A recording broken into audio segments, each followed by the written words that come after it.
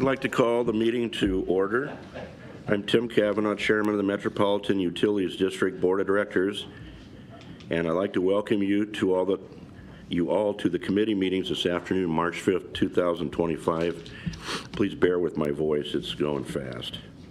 This meeting is being live streamed from the boardroom at M.U.D headquarters building located at 7350 World Communications Drive. A recording of this meeting will be uploaded to the M.U.D website after the meeting's conclusion. Safety briefing. I'd like to invite Vice President of Safety and Security Shane Hunter to provide a briefing regarding protocol for all individuals in attendance at the board meeting today in the event of emergency. Good afternoon. Shane Hunter, Vice President of Safety and Security. We are located on the first floor here at M.U.D headquarters, and normal entry and exit was through the room at the door at the back of the room we all entered today. There's also another exit here on the right-hand side, and it's outside that door in the hallway you'll find the nearest fire extinguisher and first aid kit. A little farther down that hallway on the right, you'll find the nearest AED. And with the location of that AED in mind, a show of hands, who's CPR and AED trained in the room?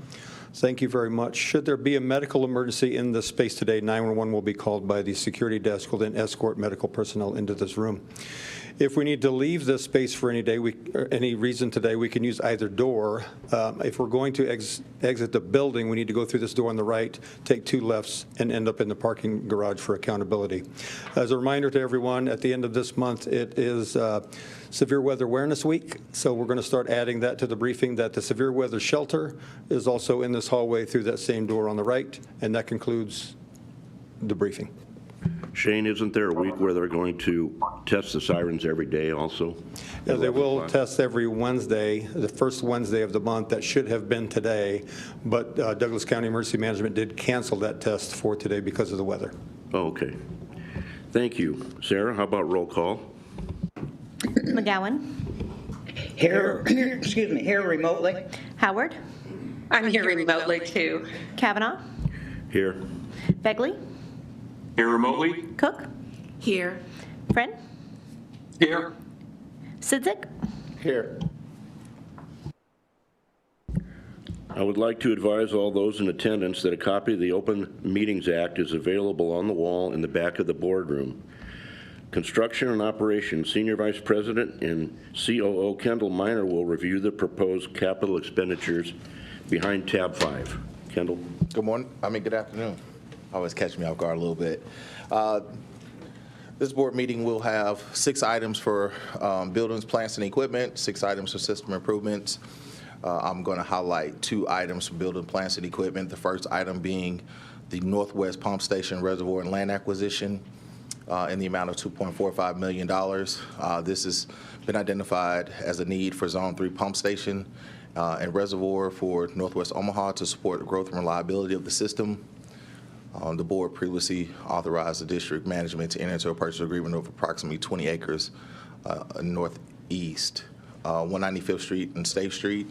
The execution of that purchase agreement will allow the district to begin due diligence, which includes our survey, soil analysis, testing, platting, and all the other due diligence things we will need to do to make sure that that property is adequate and meets all the criteria that's for the district specifications.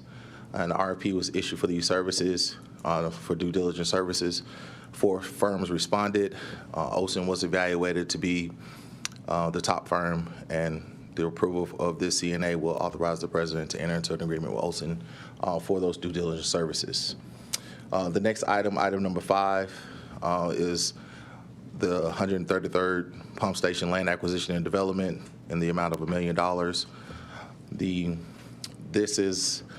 This area has been identified as a need for a smaller pump station to pump water from Zone 2 to Zone 3. The district requested, the district received a request for water service for a new large industrial development in that area. The district has identified approximately 1.85 acres of land near the existing 24-inch transmission main that is suited for a smaller pump station right now, and in the future we would need a larger pump station.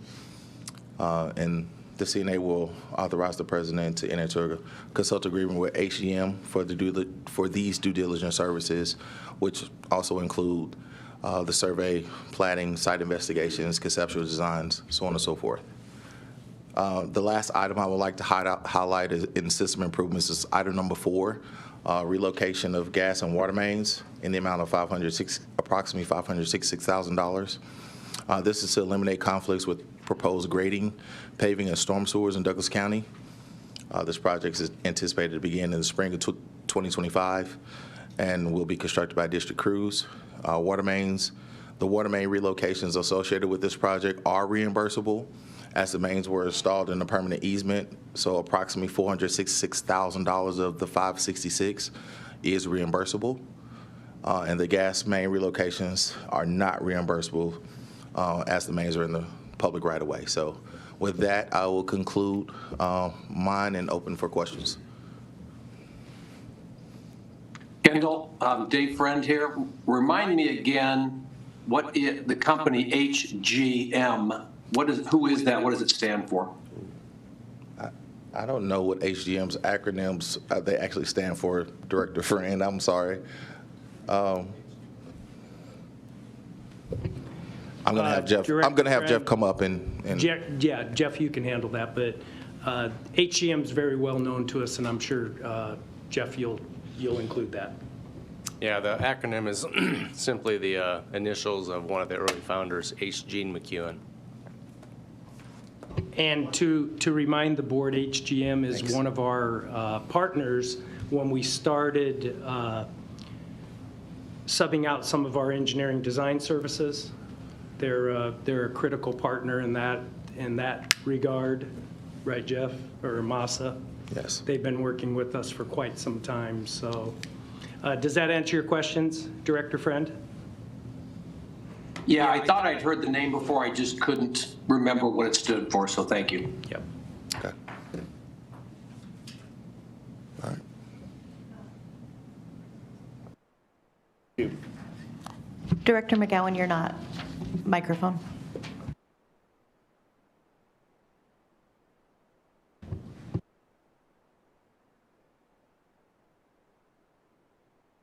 Yeah, now can you hear me? Yes. Yes. Can you hear me? Yes. Okay, good. I was just going to give you a test on reading lips. Anyway, on item number 4, the 195th and State Street pump station, is that a brand new station? Is that why it's so high, the 2.4 million compared to the other pump stations in the report? The 2.45 billion? Yes, Yes. that is a new one. Yes, sir. So that's one of the reasons it's so high. The others are just renovating the existing? Yeah, so a lot of the detail that we're looking to get, Mr. Director McGowan, is to make sure that we've got a more detailed, accurate account for what it's going to cost us for rehabbing for our capital improvements, costing. This initial report was done back in 2022, so we want to get more updated numbers on what it's going to actually cost us to do this work today and moving forward so that we can plan and budget for it properly. Okay, and another question, just in general. Do we not have the internal expertise on our staff to do some of these site plannings? We have our internal staffing that can do some of the work that we are planning to do. However, with the workload that we currently have, we are having more analysis that's need to be done on the modeling, on the mechanical systems, on electrical components, on the INC components, and we don't have the capacity internally to do that. So that's why we're outsourcing this to a third-party firm.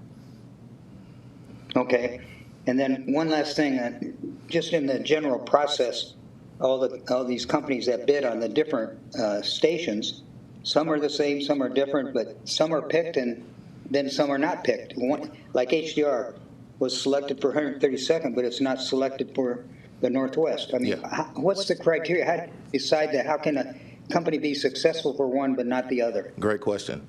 So I sat in with the water team, Director McGowan, on the review of these proposals, of all of them, and the criteria of which the water team developed and went through selecting each consultant for a project was based on very specific criteria on expertise in that area, availability, location, as well as what is the overall works plan that they put together and developed that's going to help us achieve the goals that we wanted to achieve. Some had better plans than others, and those that did not have the better plans, they were not selected. And so that we have a lot of this work that we're going to continually have going on capital improvements in the future, and we want to make sure we're getting the right information so that we can budget properly for it.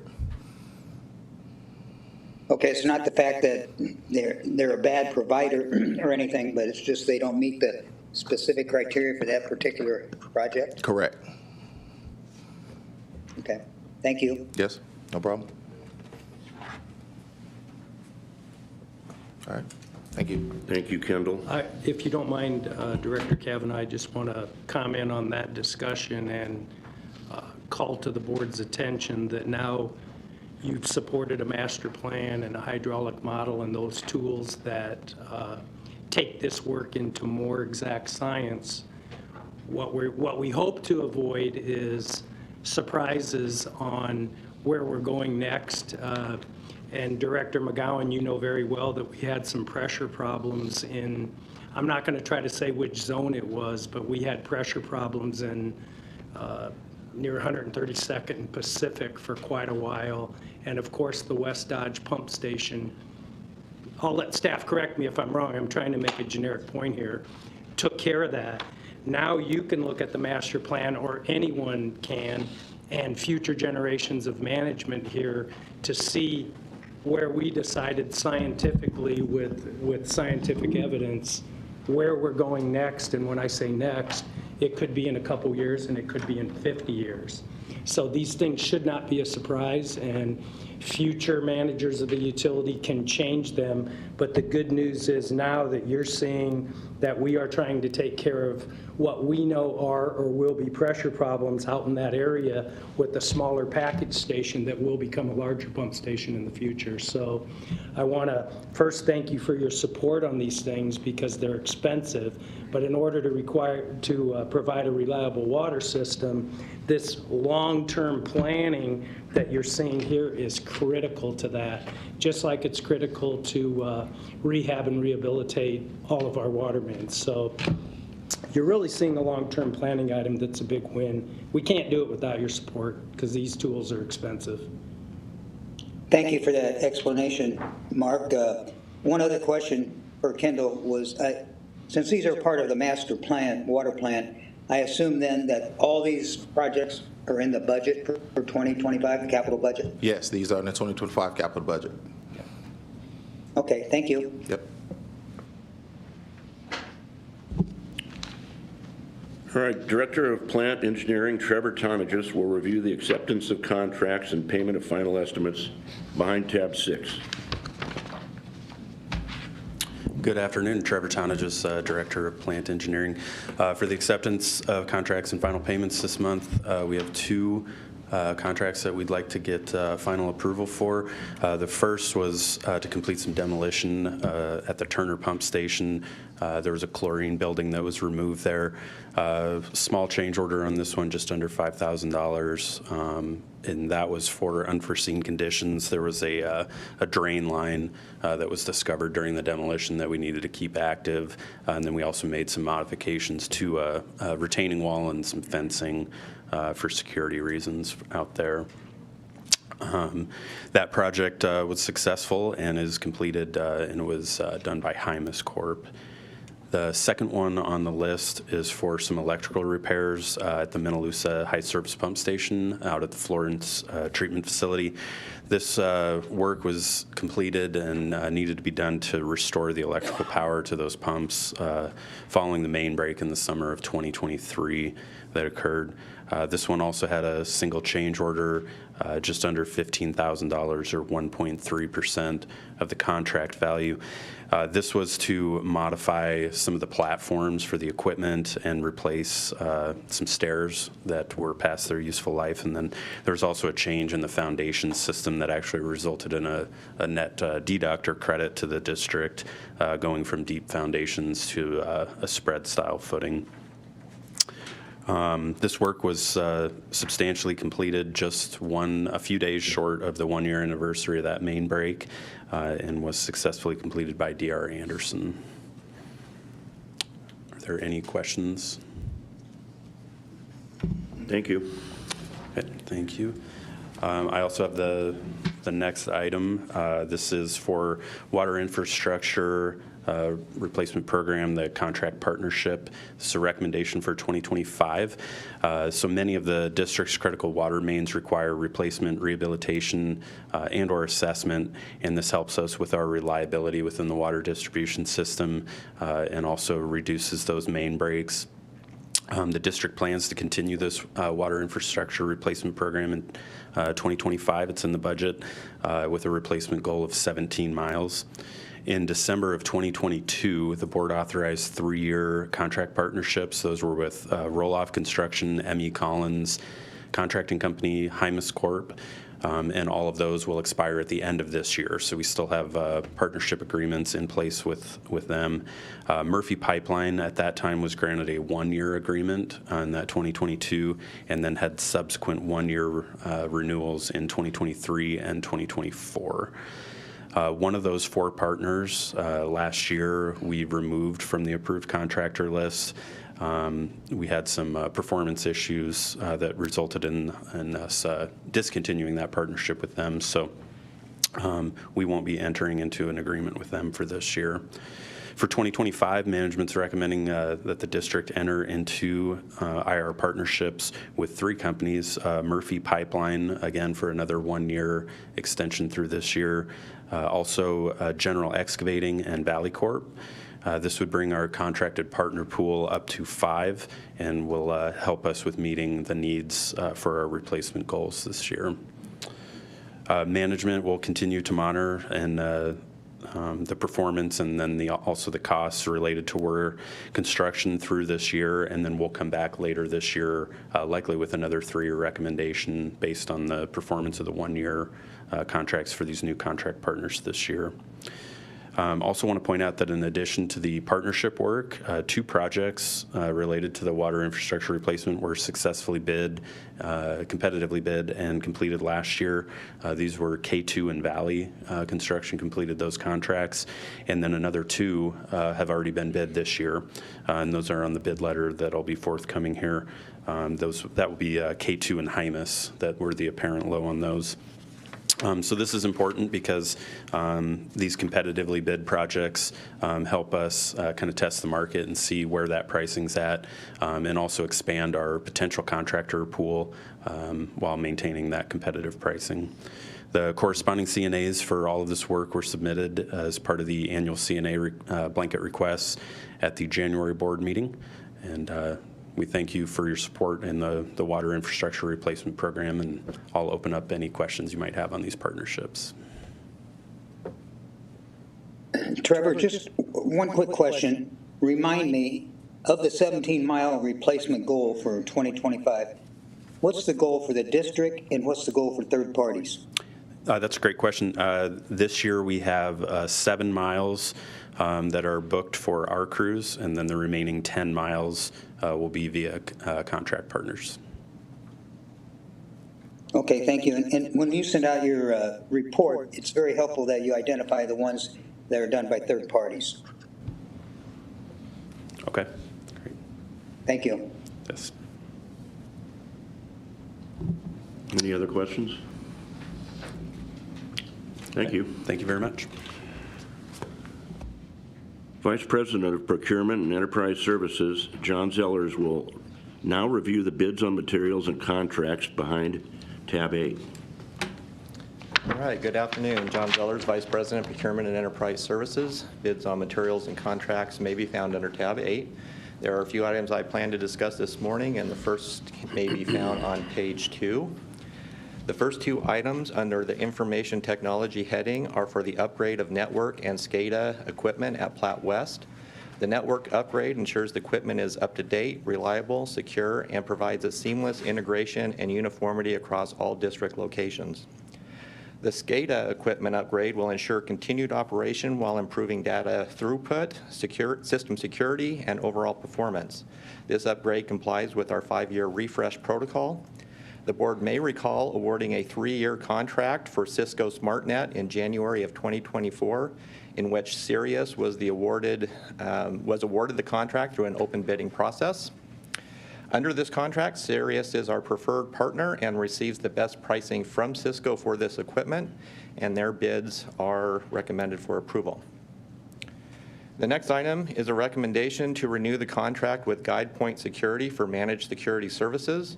These services are directly related to the district's cybersecurity efforts.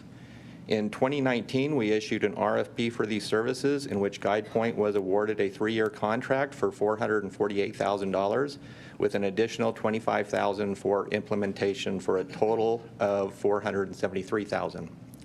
In 2022, the board approved a 3-year renewal with GuidePoint for $471,000, which was just under a 5% increase for the service component. The recommendation for renewal was due to their satisfactory performance and considered the significant costs and efforts to implement another solution.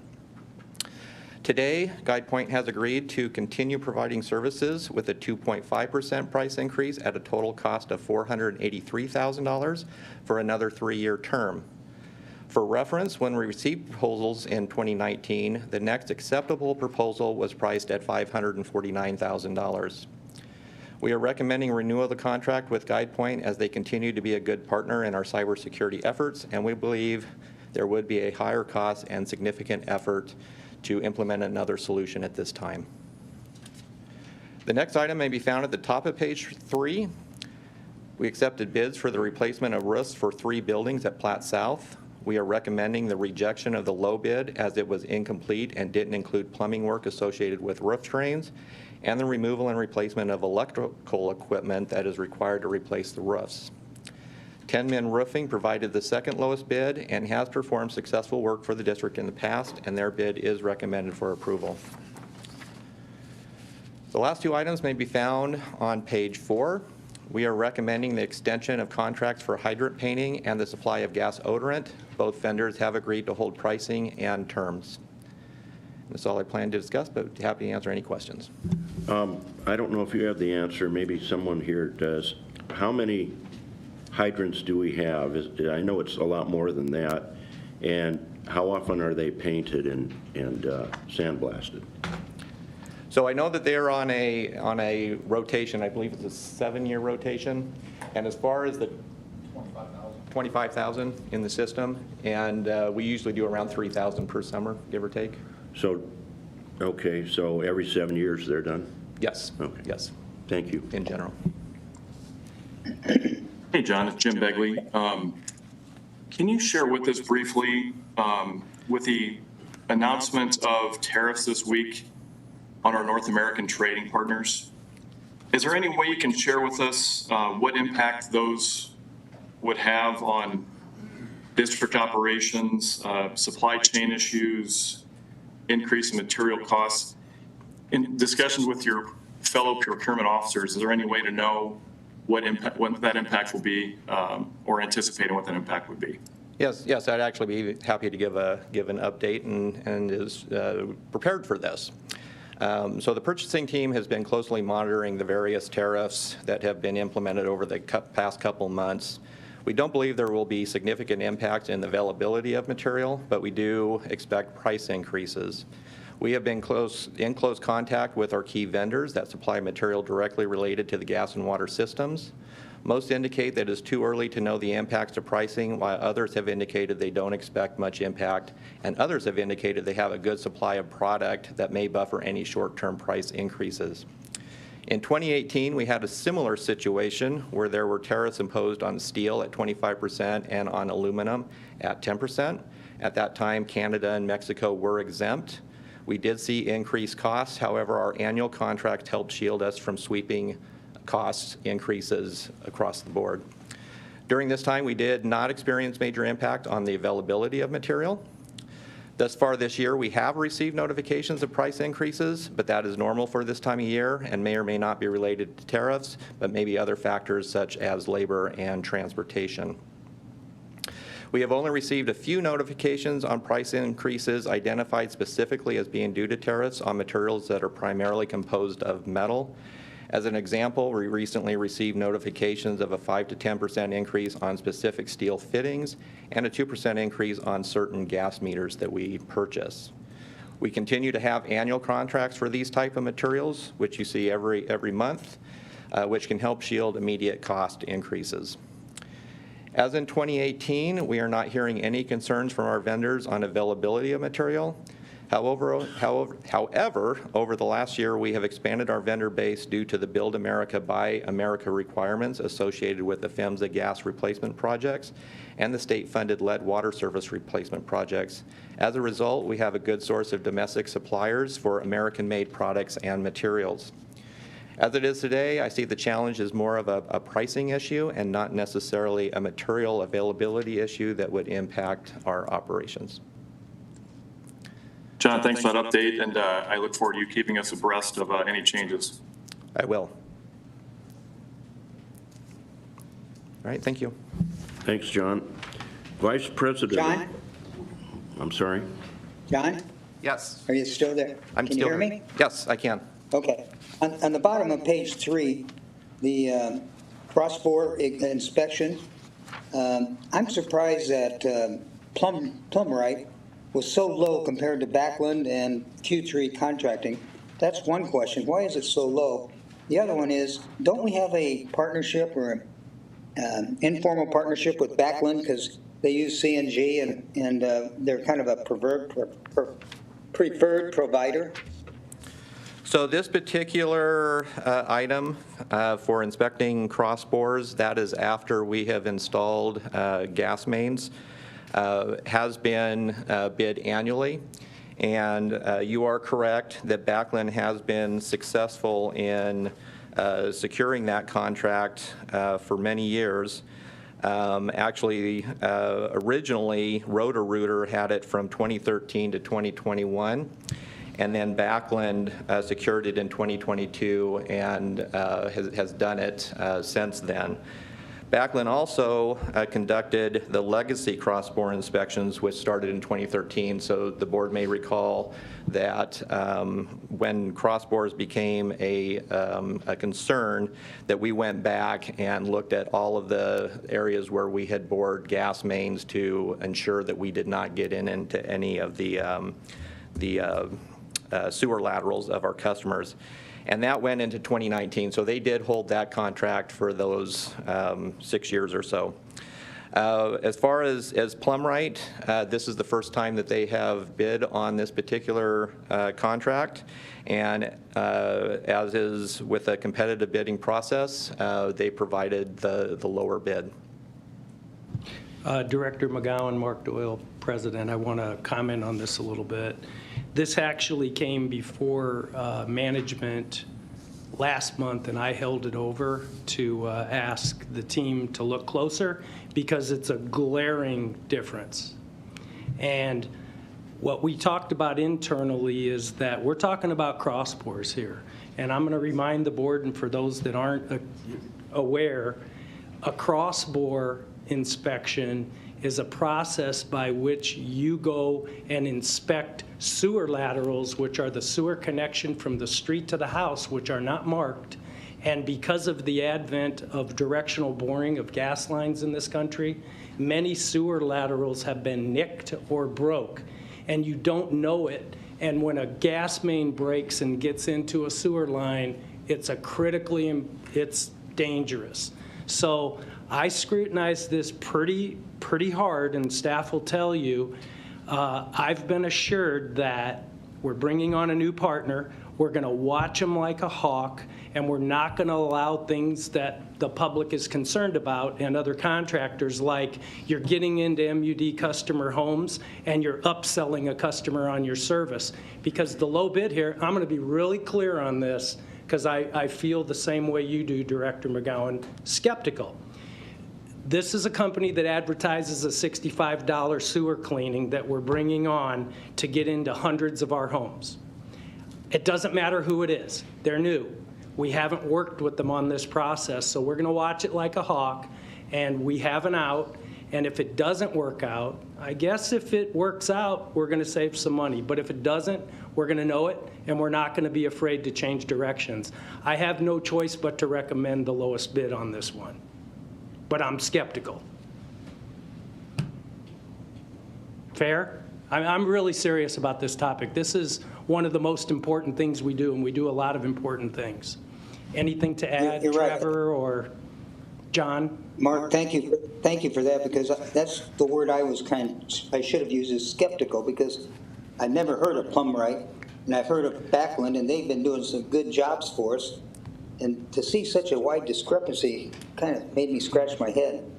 Well, you don't recall hearing of Plumright, that's okay, but they actually have obtained some of our packages on replacing lead service lines. And we're watching everyone on that because it's a new process. Mark, this is Gwen. I want to tell you how much I appreciate you staying on this so diligently. It's always so, it's for me personally, it's always so reassuring to know you're there on the job and not letting anything slip through. I've seen a lot of advertisements for Plumright, and I kind of assumed they were new to the game. So maybe they're just getting established. But as you say, it's important to keep your thumb on it. Plumright's a local, I don't know if franchise is the right word, but they're not just in Omaha, so they work other places in the country, but they're fairly new to Omaha. I'm not being critical of staff here. I think staff has done a good job with this, but I share the skepticism and I've scrutinized it pretty closely. Trevor, you want to add anything to this? Sure.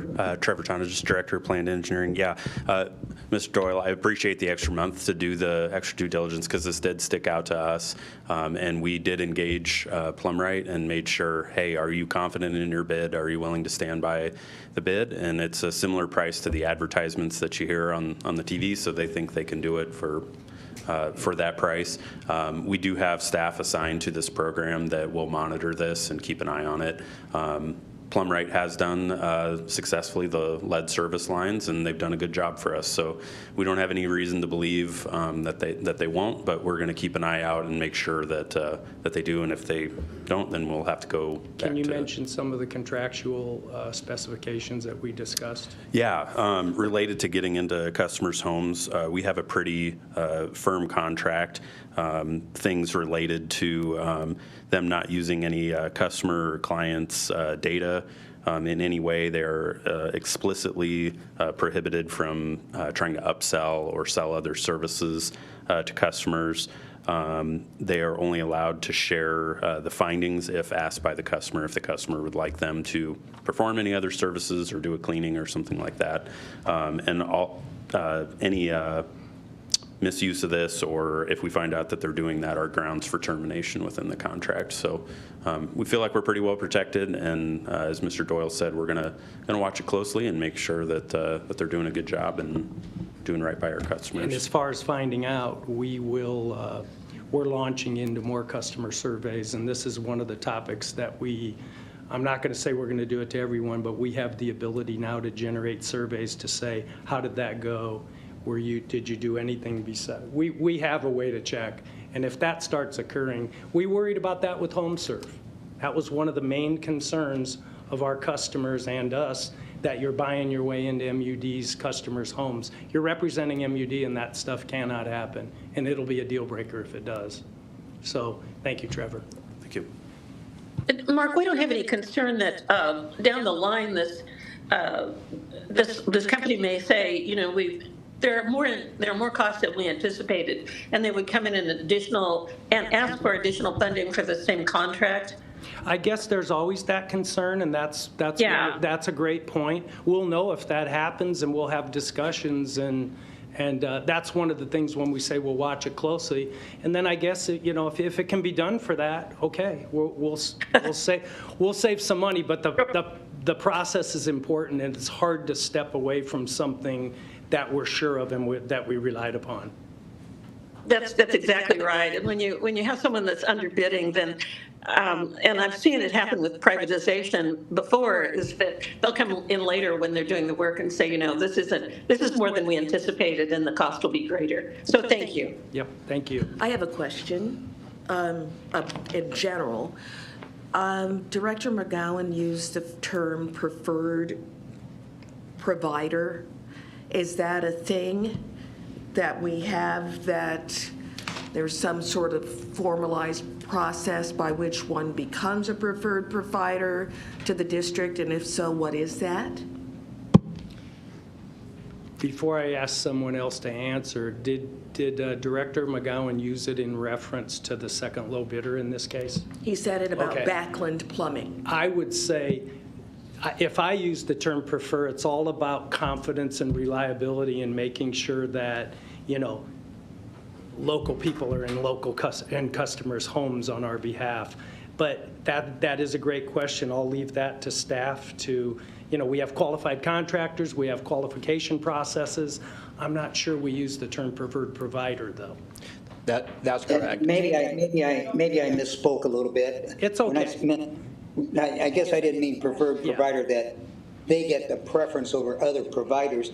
It's just the fact that we have such good experience with Backland, and I can remember when we first started going into compressed natural gas, they converted all their trucks and vans to CNG and kind of, I don't want to say became a partner, but we're a good contributing customer growing our business in CNG. And that's wonderful. I just want to make certain that if there are other bidders that come along in any of the things we're hiring for, that there is, and there's an opportunity for them to become certified, deputized, anointed as a preferred provider, that I'm aware of that, and that it is executed equitably. That's all. And I will confirm that it is executed equitably, and I didn't even say the word right, but and as per state statute, and we are a competitive bid organization, and we value all of our vendors, all of our contractors that want to do business with us, large or small. So I did use the term preferred provider earlier with Cisco, but that was still a competitive bidding process that allowed that company to be able to work under those terms. Thank you. That's just educating myself. All right, thank you. All right, thank you. Tab 10, Services and Extensions, Vice President of Engineering, Masania, will now review the proposed main extensions. Good afternoon. Masania, Vice President of Engineering. Behind tab 10 is the main extensions letter, and it includes one water main project for the month, which is Blondo Point subdivision, located northwest of 209th and Blondo Street. The impact of this water main extension includes water services and fire protection for 379 single-family residential lots, as well as 4 outlots. Got a map showing the Blondo Point subdivision here with the proposed mains in red. This includes 4.5 miles of water mains within the development, as well as 3,300 feet of 12-inch approach mains along Blondo Street, which will support continued orderly growth and connections to the existing Greenbrier subdivision located to the south of Blondo Street. The district costs include half of the 12-inch approach main that fronts the new development, as Greenbrier subdivision was part of the district's acquisition of the Elkhorn water system back in 1997. Therefore, the district will bear these costs. Additionally, the district is collecting $246,580 for Pioneer main fees from the Blondo Point subdivision, which is due to the existing 30-inch water main out near 192nd and Pacific Street. So that water main helped bring water to this area, and this new development is contributing towards that. The developer has also requested the district's gas service, and that would be presented to the board at a later date for approval. That is all I have to present, and would be happy to answer any questions. Thank you. Thanks, Masa. Vice President of Human Resources, Bonnie Savine, will now review employee wage and/or salary increases and ratifications behind tab 11. Good afternoon, Bonnie Savine, Vice President, Human Resources. Before covering tab 11, I'll recap employee counts for the end of February 2024 and 25. On February 29th, 2024, there were 893 regular full-time employees as well as 5 regular part-time employees for a total of 898 regular employees. To end this February, there were 890 regular full-time and 3 regular part-time employees for a total of 893. We also had 14 interns on staff at the end of February. A quick review of jobs actively in various stages of job placement. We have double digits of jobs that are going through job placement right now. 3 jobs have a requisition that is routing for review on approval. That's for 3 full-time vacancies. We have 11 jobs that are currently posted to fill 26 vacancies. 20 of those are our summer employee population. Those are students that are college bound or college current. Those are open until March 31st, so I'll plug that one more time. But we do have 6 positions that are posted external only.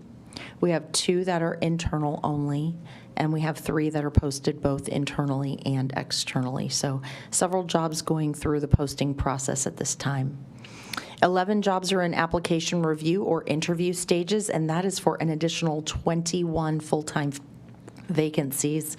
And we have 2 jobs with 3 candidates that are going through onboarding right now. So their new hire date will be coming up in the next week or 2 or 3. Behind tab 11, you will find the wage and or salary increases and ratifications letter. Human Resources is recommending the Board of Directors approve wage or salary increases for 5 employees this month. 4 of those are for our OAC employees that are receiving a promotion through the standard posting process.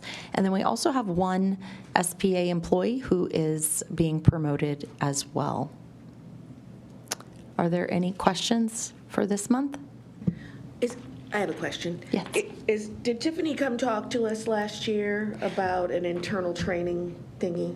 Yes, I will just note Tiffany in 2023, she participated in our first IT apprentice role. That was a unique program that our IT department partnered with a local college on. She transitioned into that apprentice position from a builder services clerk, and she took on the first opportunity to change career paths entirely. That was a benefit to her, but also to us because we were experiencing a significant challenge in hiring IT professionals. But yes, last year the board was showed a short video on her journey, and this is a result of her dedication and commitment to learning a new IT job function, and thus she's being promoted this month. Thank you. You're welcome. Congratulations, everybody. I saw Tiffany this week and congratulated her. You know, this is such a competitive environment, and I fully believe you can create your own. She's worked hard to put herself in a position to go into IT, which she wasn't in, and it's working out great, and she's happy, and we're happy. We want to do more of that. Exactly. That's a real success story. Thank you.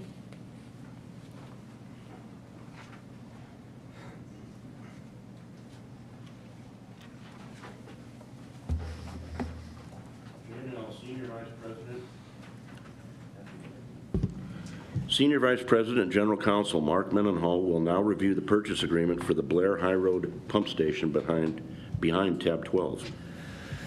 Thank you. Good afternoon. Mark Mendenhall, Senior Vice President, General Counsel. Behind tab 12, you will find a recommendation to authorize the President to enter into a purchase agreement to acquire approximately 1.8 acres of property that is along Highway 133.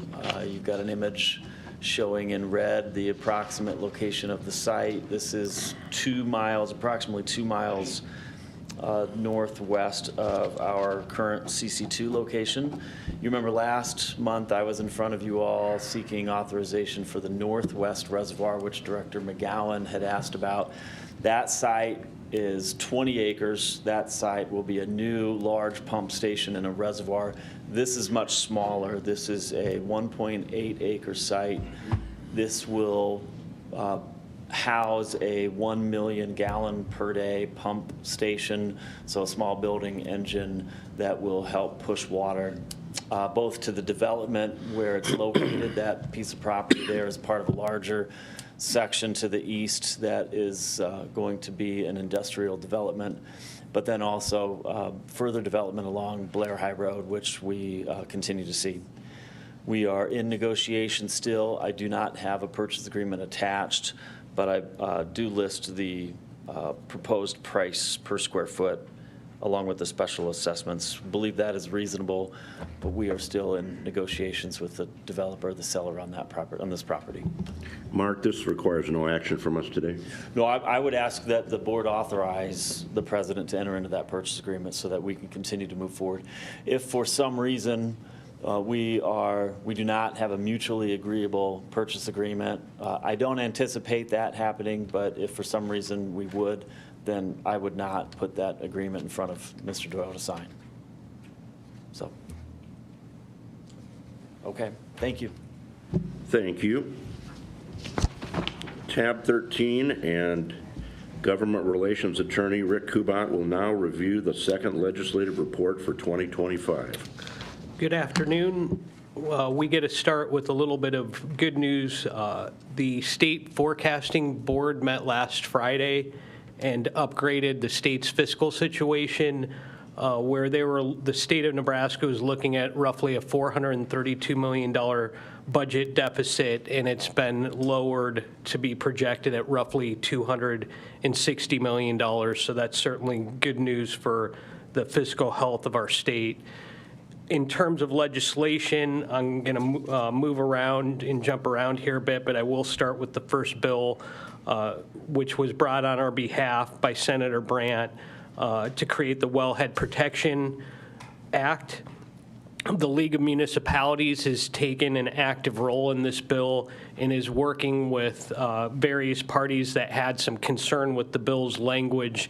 In all likelihood, that bill is looking like a 2-year bill. As a side note, it's somewhat interesting, but the committee may very well use LB 36 and eliminate what we're trying to get done, but to provide a vehicle to be able to pass other legislation out of the Natural Resources Committee. The next bill I know I briefly discussed last time, which was brought by Senator Holdcroft, LB 117, to exempt sales tax for the use of residential electricity, natural gas, propane, and sewer. I believe I mentioned last time that Senator Holdcroft mentioned his intention to reinsert the taxes that would be applied by cities. So it would only look to exempt the state's 5.5% of state sales tax. That bill, again, had a very significant fiscal impact to the state of Nebraska, and thus would probably need to find some sort of revenue to bring into the state to be able to get that one to move forward.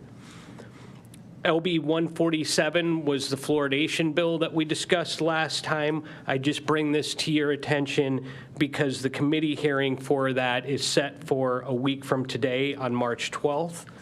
And then I'm going to go ahead and skip to page 3. Senator Dover introduced a bill that would certainly benefit the district, which would require the state and local political subdivision to reimburse utilities for relocation of our infrastructure when it's in the right-of-way if the projects were paid for in part by federal or state funds.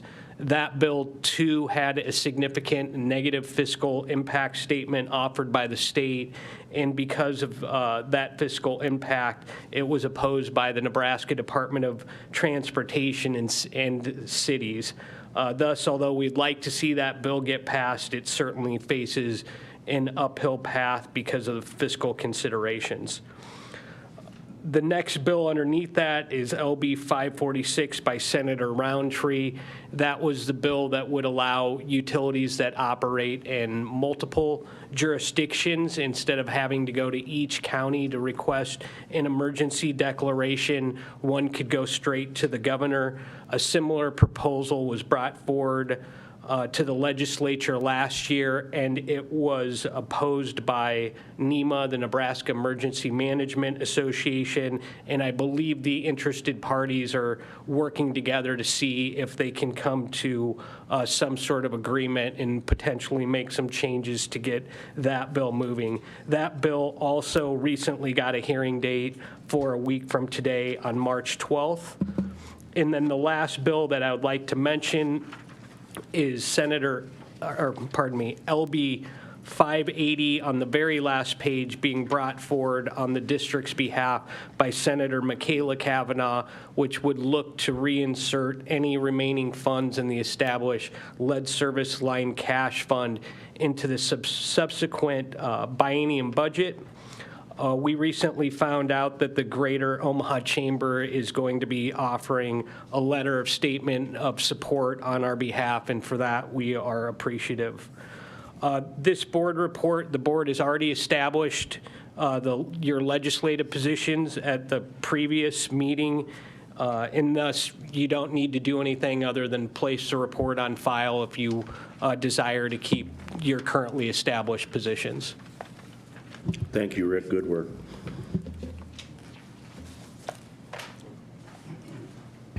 At this time, are there any members of the public in attendance today who'd like to address the board? Seeing or hearing none, at this time I want to express our condolences on behalf of the board to Tom Riley and his family, his wife Lisa. Tom was a long-term M.U.D. employee, retired employee, who was president of IBEW Local, that is the union for our M.U.D. employees. And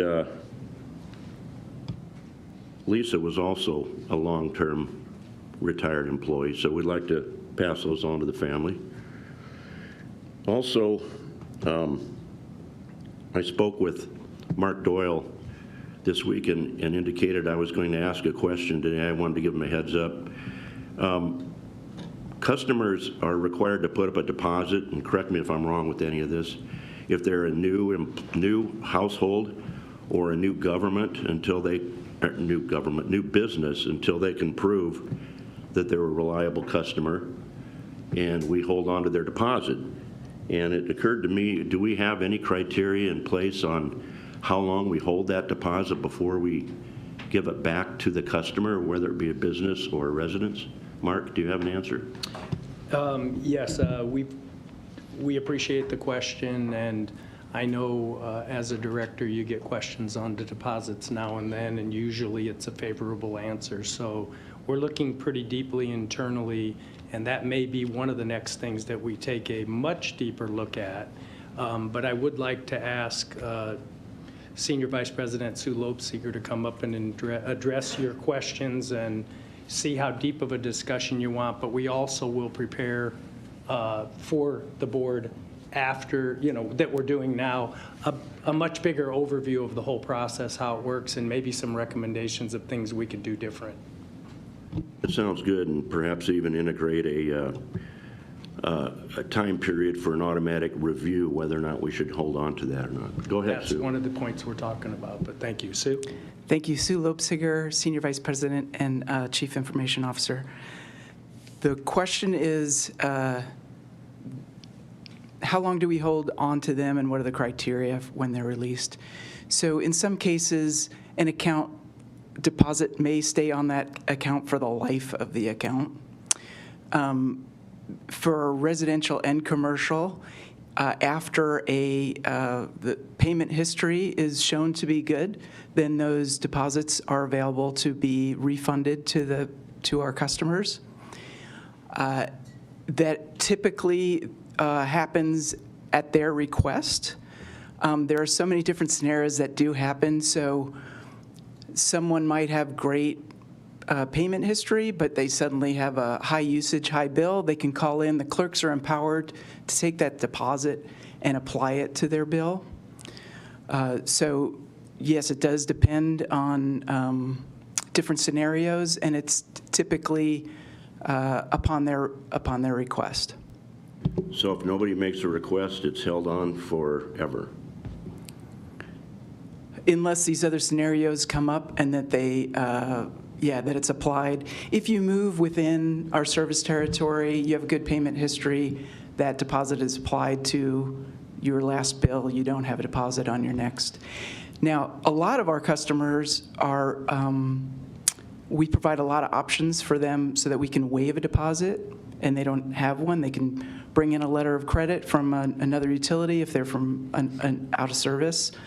A lot of our commercial customers, we offer a lot of options as well, so that they don't even have deposits. So it varies quite a bit.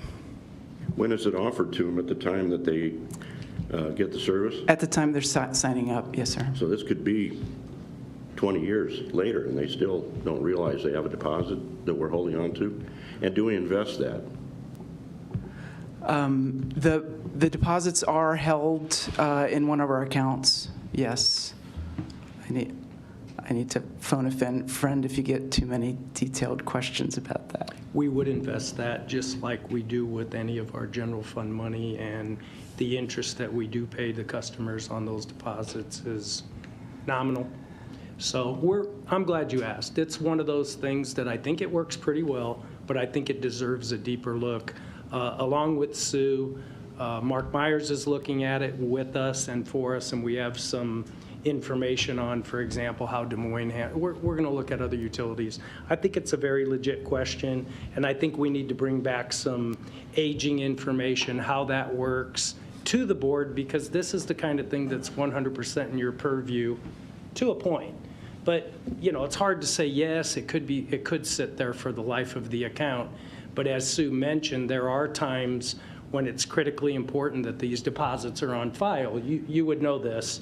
And, and they're available to use for short-term problems or long-term problems for that matter.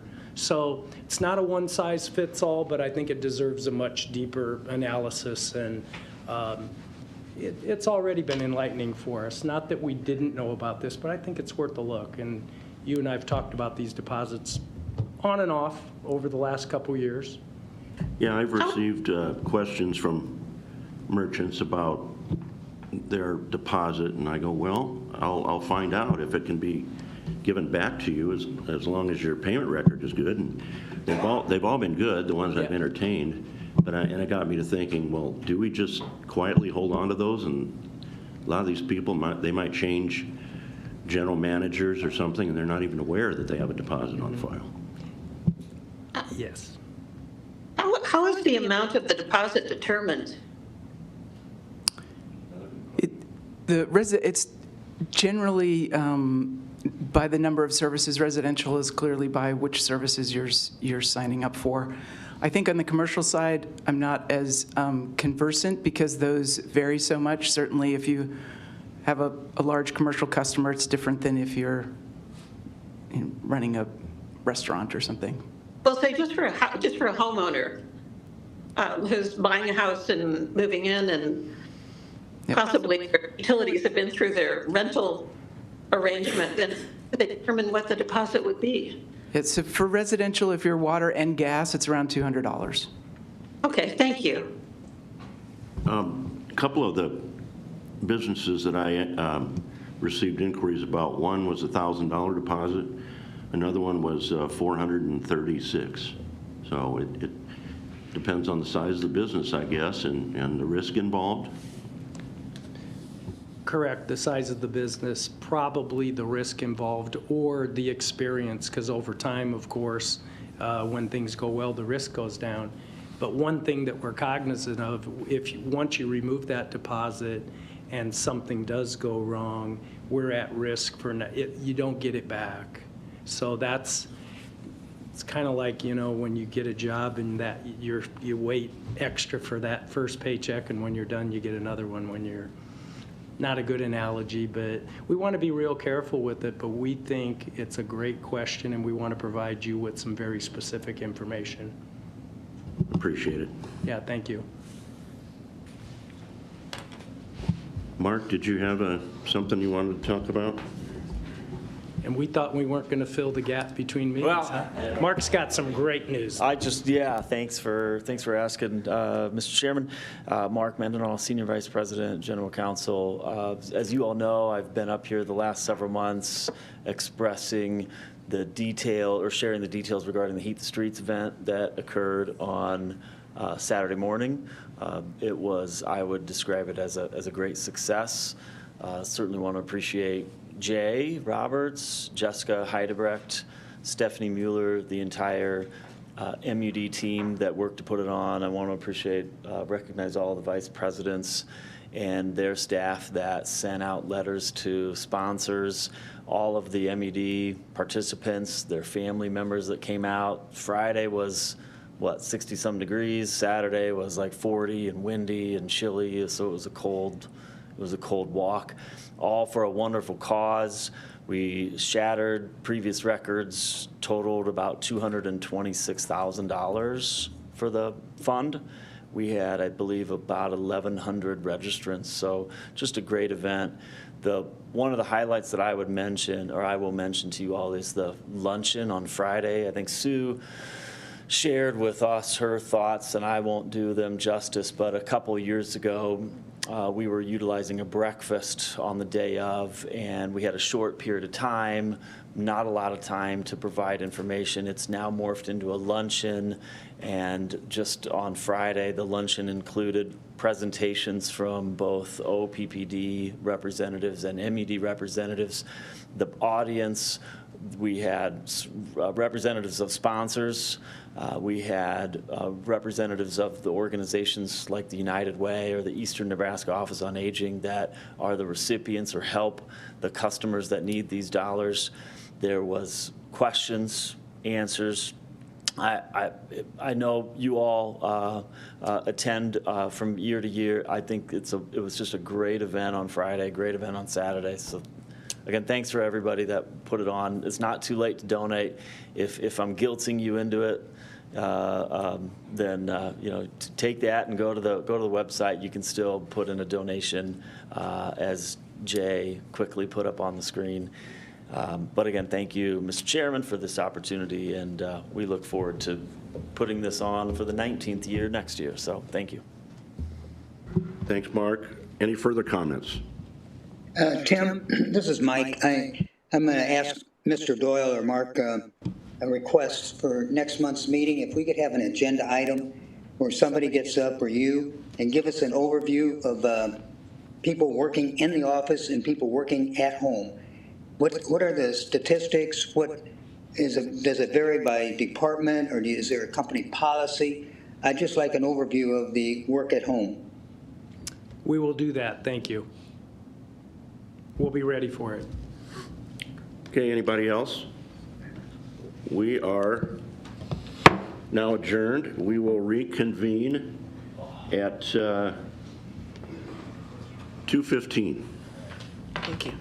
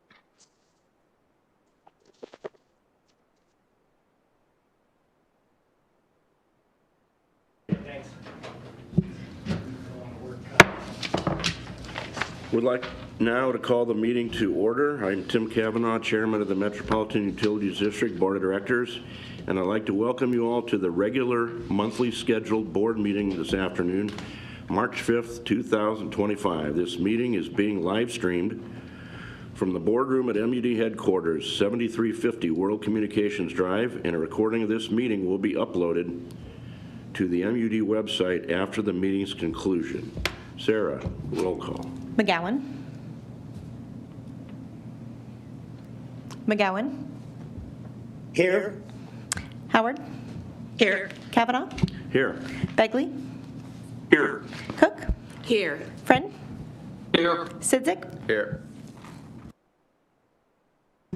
Item number 2, Open Meetings Act notice. I would like to advise all those in attendance that a copy of the Open Meetings Act is available on the wall in the back of the boardroom. And for now, for those who wish to participate, we will recite the Pledge of Allegiance. Pledge allegiance to the flag of the United States of America and to the republic for which it stands, one nation, under God, indivisible, with liberty and justice for all.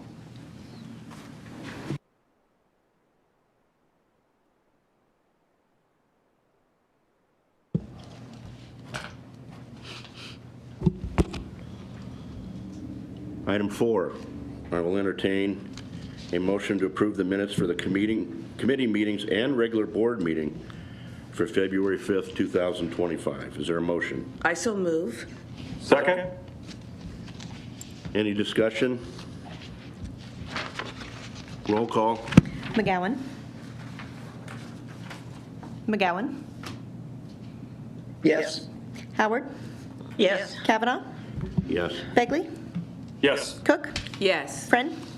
Yes. Sidzik. Yes. Item 5, capital expenditures. Director Friend. Thank you. Item number 5 was discussed in committee. I move approval as outlined in the memo from Kendall Minor dated February 28th. Second. Any discussion? Roll call. McGowan. Yes. Howard. Yes. Kavanaugh. Yes. Begley. Yes. Cook. Yes. Friend. Yes. Sidzik. Yes. Item 6, acceptance of contract and payment of final estimate. Still Director Friend. Thank you. This item was also discussed in committee, and I move approval as outlined in the memo from Trevor Tonagis dated February 20th. Second.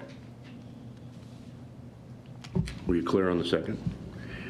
Any discussion? Roll call. McGowan. Yes. Howard.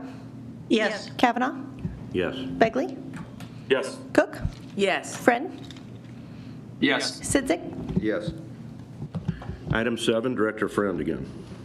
Thank you. This item was also discussed in committee, and I move approval for management to enter into the partnerships as outlined in the memo from Trevor Tonagis dated February 26th. Second. Any discussion? Roll call. McGowan. Yes. Howard. Yes. Kavanaugh. Yes. Begley. Yes. Cook. Yes. Friend. Yes. Sidzik. Yes. Item 8, Director Friend. Thank you. Again, also discussed in committee, I move approval as outlined in the memo from Sherry Lightfoot dated February 19th. Second. Discussion? Roll call. McGowan. Yes. Howard. Yes. Kavanaugh. Yes. Begley. Yes. Cook. Yes. Friend. Yes. Sidzik. Yes. Item 9, Director Friend. Thank you again. Also, notice of purchases between 25 and 50,000 be placed on file. Item 10, Director Friend. Thank you. Under main extensions, again, also discussed in committee, I move approval as outlined in the memo from Masa Nia dated February 25th. Second. Discussion? Roll call? McGowan? Yes. Howard? Yes. Kavanaugh? Yes. Begley? Yes. Cook? Yes. Friend? Yes. Sidzik? Yes. Item 11, wage or salary increases, ratifications. Director Begley. Thank you, Mr. Chairman. I move for approval of the wage and/or salary increases and ratifications as discussed in committee earlier this afternoon and outlined in Bonnie Savine's memo dated February 25th, 2025. Second. Discussion? Roll call? McGowan? Yes. Howard? Yes. Kavanaugh? Yes. Begley? Yes. Cook? Yes. Friend? Yes. Sidzik? Yes. Item 13, second legislative report to be placed on file. Did I skip one? I did. All right, item 13. We'll go to agenda item 12. Let me go back. There is none in my book. Oh, there it is. Okay, this is the district is asking the board of directors for authorization to enter negotiations for a purchase agreement for the Highway 133 pump station. Is there a second? I move for approval. Is there a second? I second. Discussion? Roll call.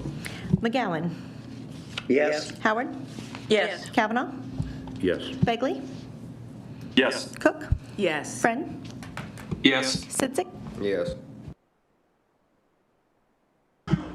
Item 14, other matters of district business for discussion. Do any board members or management have any further comment you wish to share? Seeing none, item 15, are there any members of the public present who would like to address the board? As far as we know, no one's present. There is no closed session today, so the chair will introduce or entertain a motion to adjourn the meeting. I so move. Second. Discussion? Roll call? McGowan? Yes. Howard? Yes. Kavanaugh? Yes. Begley? Yes. Cook? Yes. Friend? Yes. Sidzik? Yes. I just want to remind everyone, next month's meeting will likely begin at noon. And if a closed session is not necessary, it will begin at 1 o'clock, but it will be posted and reminders will be sent. Thank you. Thank you, Tim. We are adjourned.